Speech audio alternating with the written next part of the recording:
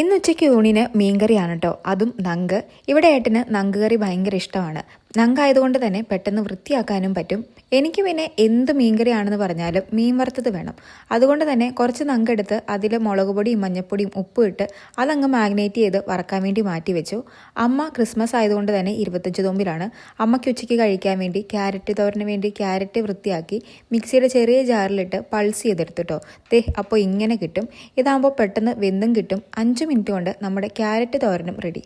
തൊട്ടിപ്പുറത്ത് മീനും വറക്കാൻ വെച്ചിട്ടുണ്ടായിരുന്നു. മീൻ വറുത്ത് കഴിഞ്ഞപ്പോഴേക്കും മീൻ കറിക്കുള്ള അരപ്പവും റെഡി. പിന്നെ അതിലേക്ക് നങ്കിട്ട് ഒന്ന് തിളപ്പിച്ചെടുത്തു.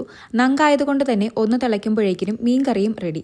അമ്മയ്ക്ക് ചാറായിട്ട് തക്കാളി ചാറാണ് കേട്ടോ. വെന്ത തക്കാളിയിലേക്ക് അരപ്പും ഇട്ടു. അതിലേക്ക് കടുകും പൊട്ടിച്ചപ്പോഴേക്കും അമ്മയ്ക്കുള്ള കറിയും റെഡി. അങ്ങനെ ഉച്ചയായപ്പോഴേക്കും എൻ്റെ കുക്കിങ്ങും ക്ലീനിങ്ങും എല്ലാം കഴിഞ്ഞു. ഒരു കുളിയും പാസ്സാക്കി. കുളി കഴിഞ്ഞ് വന്ന് മീൻ കറിയും മീൻ വറുത്തതും അമ്മയുടെ കുറച്ച് ക്യാരറ്റ് തോരനും കൂടി കൂട്ടി ഉച്ചയൂൺ അങ്ങ് കഴിച്ചു.